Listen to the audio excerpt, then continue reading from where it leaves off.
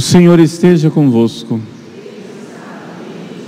Proclamação do Evangelho de Jesus Cristo segundo Lucas.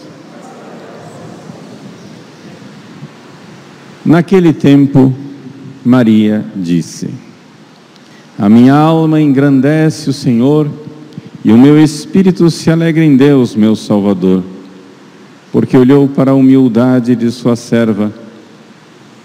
Doravante todas as gerações me chamarão bem-aventurada, porque o Todo-Poderoso fez grandes coisas em meu favor. O seu nome é santo, e sua misericórdia se estende de geração em geração a todos que o temem. Ele mostrou a força do seu braço, dispersou os soberbos de coração, derrubou do trono os poderosos e elevou os humildes. Encheu de bens os famintos e despediu os ricos de mãos vazias. Socorreu Israel, seu servo, lembrando-se de sua misericórdia, conforme prometera aos nossos pais, em favor de Abraão e de sua descendência para sempre. Maria ficou 3 meses com Isabel e depois voltou para casa. Palavra da salvação.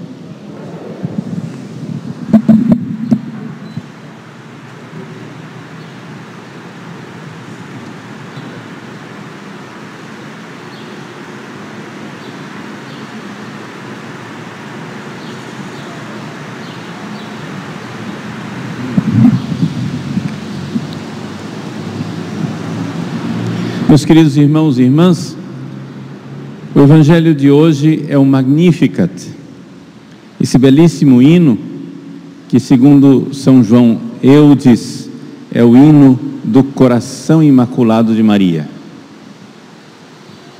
O coração de Maria se expressa em toda a sua plenitude. São as palavras mais detalhadas, longas, íntimas e delicadas que nós temos do coração de Nossa Mãe Santíssima.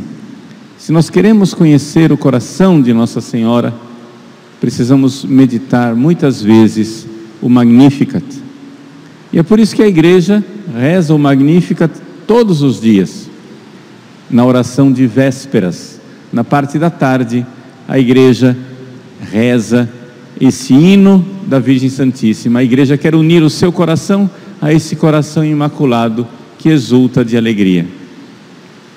E o que é que nós vemos nesse hino do coração de Maria? O que é que isso pode nos ajudar a celebrar o Natal? Vejam, é um hino de exultação, é um hino de louvor, de glória a Deus. Antes mesmo de os anjos pronunciarem o seu glória a Deus nas alturas e paz na terra aos homens por Ele amados, Nossa Senhora faz o seu hino. Esse é o glória que vem do coração dela. A minha alma engrandece o Senhor e exulta meu espírito em Deus, meu Salvador. O coração de Maria exulta, dá glória a Deus. Por quê? O que é que aconteceu? Qual é a causa de tamanha exultação, de tamanha alegria? Por que é que o coração dela explode, poderíamos dizer, de tanta felicidade? Porque ele olhou para a humildade de sua serva. Veja, nós podemos aqui fazer um contraste, contrastar. Deus olhou para a humildade de sua serva e logo em seguida ela diz assim, que Deus mostrou a força do seu braço, dispersou os soberbos de coração. É um contraste. Aqui nós temos o grande soberbo, que é Satanás, o grande contrário, inimigo de Deus. E aqui a serva, a humilde, a humildade de Maria que contrasta com com a soberba de Satanás. Para a serva humilde, Deus olha e faz maravilhas. Para Satanás soberbo, Deus manifesta a força do seu braço. E qual é a consequência? Qual é o problema? O que é que padecem os soberbos? Vamos primeiro olhar para Satanás, depois a gente volta a olhar para Nossa Senhora. Vejam, o que é uma pessoa soberba? Vamos definir aqui, porque se a gente não tem ideias claras, a gente não consegue nem meditar, não é? Uma pessoa soberba, hiperefania é a palavra do original grego. Uma pessoa soberba não é simplesmente uma pessoa vaidosa. Quem que é uma pessoa vaidosa? A pessoa vaidosa é uma pessoa que quer ter uma glória vazia, né? Vanglória. É a pessoa que ela sabe que ela é feia, mas ela vai e ajeita o cabelo, põe um reboco na cara, né? Veste uma roupa cheia de enchimentos, aperta daqui, estica de lá, ela vai e faz um personagem para receber aplauso do mundo, né? Olha como você é linda, olha como você é maravilhosa. Isso é vaidade. A vaidade, de uma forma geral, não chega a ser pecado mortal. De uma forma geral, a vaidade é pecado venial. Porque a vaidade está baseada no fato de que a pessoa não se ama. É uma falta de amor próprio. A pessoa não gosta do que ela é, então ela vai e põe uma máscara. Você vê claramente que existe uma diferença quando, eu digo isso sobretudo para as mulheres, mas os homens também padecem disso. Mas você vê a diferença entre uma mulher quando ela se veste bem, de forma elegante, porque ela está celebrando o que ela é. E você vê quando uma mulher se veste mascarada, porque ela quer ser outra pessoa. Não sei se dá para notar a diferença enorme. A pessoa que se veste de forma elegante está contente com o que ela é. O vestir-se de forma elegante é simplesmente você celebrar, é uma caridade com os outros. É muito bom falar com uma pessoa que se apresenta de forma decente, delicada, discreta. Agora, tem aquela pessoa que se odeia. Eu quero ser outra pessoa, eu não quero ser isso que eu sou. Então, se eu sou careca, eu vou e ponho peruca. Se eu tenho um defeito no rosto, eu vou e ponho uma máscara. Se eu tenho uma dificuldade no meu corpo, eu vou e disfarço.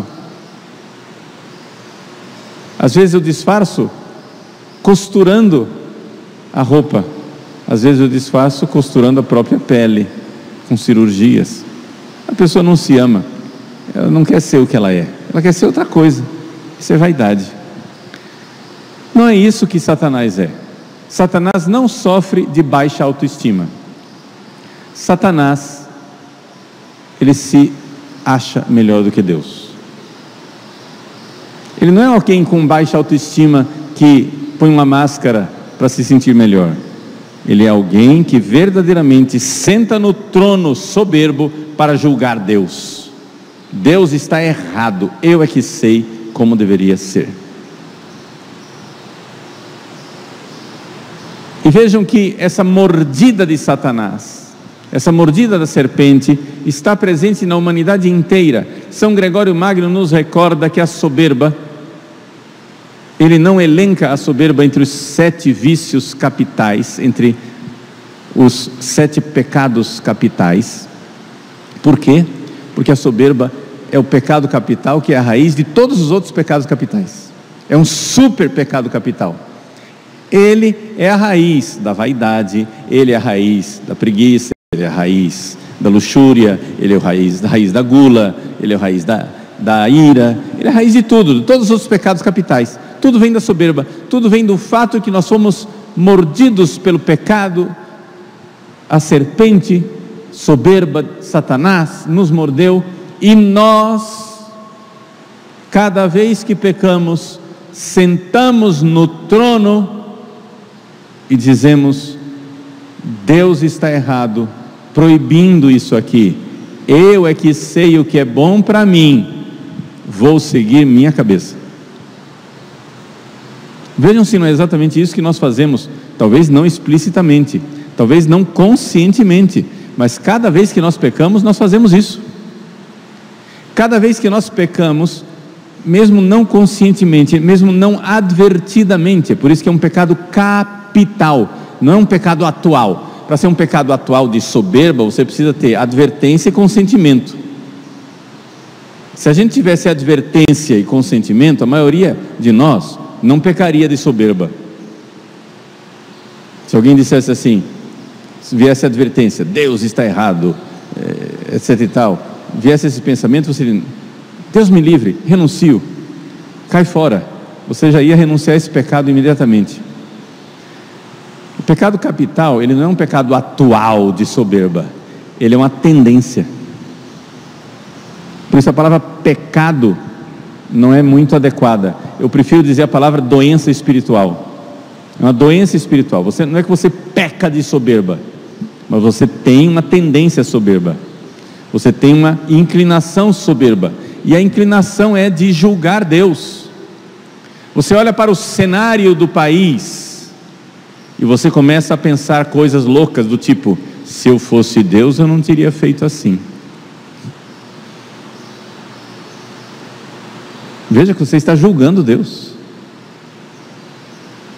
Ou então você fica questionando Deus: onde está Deus nessa hora? Eu rezei, fiz novenas, me despedacei diante do altar, fiz 1000 ave-marias, fiz isso, fiz aquilo. Onde está Deus que não me responde? Veja, você está sendo soberbo. Você está julgando aquele que na verdade é quem julga você. E por isso então Nossa Senhora diz no seu hino: dispersit superbos mente cordis sui. Deus dispersou os soberbos nos pensamentos do seu coração. Se você é humilde e você vê que Deus é sábio, bom e que Ele pode tudo fazer, você confia nele, na sua humildade, e você vai para um lugar só. Se você, ao contrário, é soberbo e começa a julgar Deus: se eu fosse Deus, não haveria pobres no mundo. Se eu fosse Deus, não haveria doença no mundo. Se eu fosse Deus, não haveria tal e tal coisa. Você vai julgando Deus. Aí você vai e escolhe o pecado. Você diz: Deus diz que isso é pecado, mas para mim não é pecado. Deus diz que isso faz mal, mas eu acho que não é tão ruim assim. Não vamos ser tão radicais, não vamos ser tão fanáticos. Está escrito na Bíblia que leva para o inferno, mas você acha que Deus vai levar alguém para o inferno por um pecadinho desses? Então você julga as coisas de Deus, você se põe no lugar de Deus, e por isso você vira uma barata tonta. É isso que Nossa Senhora está dizendo: dispersit superbos. Uma hora você quer uma coisa, outra hora você quer outra. Uma hora você quer que Deus lance raios punindo todos os pecadores, outra hora você quer morrer porque você não tem mais esperança. Uma hora você quer matar os outros, outra hora você quer se matar. Uma hora você quer se entregar aos prazeres, etc. Outra hora você não tem prazer nenhum pela vida e quer ficar no fundo da cama e quer que o mundo desapareça. Você é disperso. Por quê? Porque você quer seguir sua cabeça louca. No original grego está escrito que Deus dispersou os soberbos na dianoia, na mentalidade, na mente, na forma de julgar de discernir, no discernimento do seu coração, cardia, da alma, ou seja, sua alma fica perdida. Quando você não se humilha diante de Deus, quando você começa a julgar Deus, o que acontece é que você se torna louco. E por isso você vê as pessoas enlouquecidas, ensandecidas completamente. Vamos olhar para Nossa Senhora para aprender qual é a atitude que nós devemos adotar nesse Natal e sempre em nossas vidas. O Senhor olhou para a humildade de sua serva. Algumas pessoas não querem traduzir assim, né? Por quê? Porque Nossa Senhora está dizendo que ela é humilde. As pessoas dizem assim: bom, se o humilde diz eu sou humilde, isso só pode ser um ato de soberba, não é? Mas acontece o seguinte: Nossa Senhora não tem um pecado original, e a humildade, como nos recorda Santa Teresa, é a verdade. Andar na humildade é andar na verdade. Ela está vendo, Nossa Senhora está reconhecendo, a luz de Deus está iluminando a alma dela, e ela está enxergando que o que mais atraiu a Deus nela não foi certas qualidades. Não é assim, Deus olhou para o coração de Maria, viu o grande amor e então se jogou nela e se encarnou. Não, Deus olhou para Maria, viu que ela era imaculada e então se encarnou no coração dela. Não, ela não está dizendo isso. Ela está dizendo que a humildade tem uma atratividade para Deus. Vamos usar uma palavra inadequada, mas você vai entender. A humildade seduz Deus. Quando você se humilha diante de Deus, é isso que o atrai. Quando você se humilha debaixo da poderosa mão de Deus, Deus não consegue ver um coração humilde sem que Ele mergulhe nesse coração com os dons do Espírito Santo, mergulhe nesse coração e faça nesse coração um coração semelhante ao coração de Cristo. O coração de Maria é o coração de Cristo. Nenhum coração é mais humilde do que o de Jesus. Se nós vamos censurar Nossa Senhora, porque ela disse, Deus olhou para a humildade de sua serva, nós vamos ter que censurar Nosso Senhor também, que diz, aprendei de mim que sou manso e humilde de coração. E Nosso Senhor não mente, Ele de fato é humilde, e a humildade é a verdade. Ninguém mais humilde do que o humílimo coração de Nosso Senhor. Depois de Nosso Senhor, o coração de Nossa Senhora, humílima, serva, escrava. Ela viu que embora ela tenha todas as graças, a plenitude da graça, o anjo revelou isso a ela. Ave que charitomene, cheia de graça. Ave, criatura da graça transbordante e abundante. O anjo revelou isso a ela, e no entanto, ela, embora se saiba cheia de graça, ela sabe que não foi isso que atraiu a Deus, foi a sua humildade. E por isso Deus, no Natal, se humilha. Tende em vós, diz o 2º capítulo da carta aos Filipenses, os mesmos sentimentos de Cristo Jesus. Tende em vós os mesmos sentimentos de Cristo Jesus.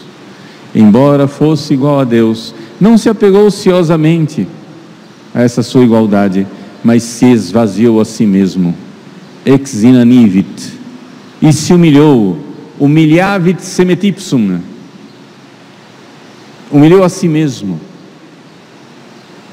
Jesus é a humildade. E por que Deus ama a humildade? Porque é a humildade dos filhos e das filhas que reconhecem que tudo receberam do Pai, que tudo é graça, que nada do que eu sou e tenho é mérito meu, porque até a possibilidade de merecer é uma graça. Deus nos dá a graça de poder merecer alguma coisa. Tudo é graça. Tudo, absolutamente tudo. Então, qual é a atitude que nós devemos ter no Natal? Ao invés de você se mascarar vaidosamente, ao invés de você querer ser outra pessoa como os vaidosos, ao invés de você se sentar no trono para julgar a Deus como os soberbos, nesse Natal, diga: Deus tem razão, Ele é Deus, eu não sou nada. Ele é sábio, eu sou ignorante. Ele sabe o que é bom para mim. Ele sabe o que é bom para mim, para a minha família, para o Brasil, para o mundo. Lance suas preocupações no coração de Deus, como nos recorda a carta aos Hebreus. A carta aos Hebreus nos diz: humilhai-vos debaixo da poderosa mão de Deus. No Magnífica diz: Ele pegou os soberbos, no poder de seu braço, pum, eles ficaram tontos, dispersos na mentalidade do seu coração. A carta aos Hebreus diz: antes que o braço de Deus desça, se humilhe debaixo da mão dele. Humilhai-vos debaixo da poderosa mão de Deus, lançai sobre ele as vossas preocupações, ele tem cuidado de vós. Humilhação. Se humilhe diante de Deus. Vejam, de nada serve eu aqui querer me humilhar diante de vocês. Qualquer ato de humildade que eu fizer diante de vocês será um ato de soberba, de vaidade. Mas se eu, na oração, na intimidade, como Maria aqui está rezando, ela está nos dando um vislumbre, um olhar para a sua intimidade. Como é que Nossa Senhora rezava? Ela está nos dando a conhecer um pouco da sua intimidade, do seu coração. E ela se humilha debaixo de Deus. E ela sabe que isso é sedutor. Humilhai-vos debaixo da poderosa mão de Deus. É isso que atrai Deus. Se o Brasil se humilhar diante de Deus, Ele fará maravilhas, porque santo é o seu nome. Não quer dizer que Ele vai fazer o que você quer, porque aí você está sendo soberbo. Você está sentando na cátedra e dizendo: Deus, é o seguinte, eu estou com a lista, aquilo que você precisa fazer, porque eu sei o que é bom para o Brasil. Você não sabe.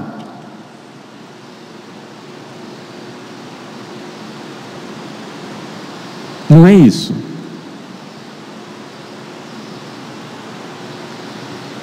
Eu sei o que é bom para minha família, Deus não sabe. Não é isso. Eu sei o que é bom para mim, Deus não sabe. Não é isso. Se humilhe. Quais são os vícios, quais são os pecados que você continua fazendo porque você julga Deus e diz: ah, não é tão assim. É Natal, está na hora de você se livrar disso. Está na hora de você se confessar e chegar e dizer: Deus sabe, eu não sei. Se eu acho que é bom e Deus está dizendo que é mal, eu tenho que detestar essa coisa, porque Deus sabe o que é bom. Pare de julgar Deus, porque isso dispersa o seu coração soberbo. E o castigo do soberbo vem com a sua própria atitude. Satanás, soberbo diante de Deus, caiu no inferno, sim, porque Deus o castigou, mas caiu no inferno porque já é inferno o que ele escolheu. O que ele escolheu, julgando Deus, é o inferno, é a dispersão total do coração. Nosso coração se dilacera, se rompe, se parte, se perde, quando nós tomamos atitudes soberbas. Então, vou fazer aqui uma analogia boba. As analogias que eu sou capaz de produzir são bobas. No mundo secular, muitas criancinhas, na noite de Natal, vão colocar seus sapatinhos, suas meias, na lareira, na janela, ou onde for, para receber o presente de Papai Noel, achando que o sapatinho vai atrair uma bondade e um presente. Pois bem, nesse Natal, coloquemos o sapatinho da nossa humildade na lareira de Deus. Ele será atraído, ele virá. Me permitam o exagero de expressão, a hipérbole. Deus não resiste a um coração humilde. Deus se sente seduzido por um coração humilde. Se humilhe, ponha o seu nada diante de Deus e diga: eu não sei o que é bom para mim, o Senhor sabe. Eu nem sei o que pedir. Escreva para Deus dizendo assim, como as crianças que escrevem para o Papai Noel, dizendo: Papai Noel, nesse Natal eu quero uma bicicleta. Escreva para Deus: meu Deus, nesse Natal eu não quero pedir, porque eu não sei o que é bom para mim. Eu sou ignorante, mau e impotente. Vós sois sábio, bom e poderoso. O que é que eu quero pedir? O que é que eu quero ensinar ao Senhor dos Senhores? Que lição é essa que eu quero dar ao meu Deus? Nenhuma. Olhai, Senhor, eu me humilho diante de vós. Mãe Santíssima, dai-me um coração semelhante ao vosso, para que eu possa, humilde, me jogar diante de Deus e Ele faça o que Ele quiser. E então o poderoso fará em nós maravilhas. Santo é o seu nome. Santo é o seu nome. Quantas vezes você caiu? Você está terminando o ano de 2022 querendo desistir de você? Se humilhe, se lance, humilhai-vos debaixo da poderosa mão de Deus, lançai sobre Ele as vossas preocupações, Ele tem cuidado de vós.